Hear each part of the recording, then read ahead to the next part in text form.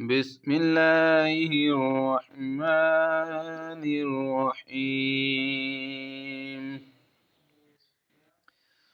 لن تنالوا البر حتى تنفقوا مما تحبون وما تنفقوا من شيء فإن الله به عليم.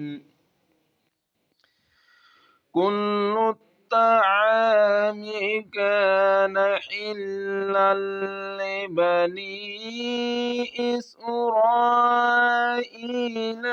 إلا ما حرم إسرائيل على نفسه من قبل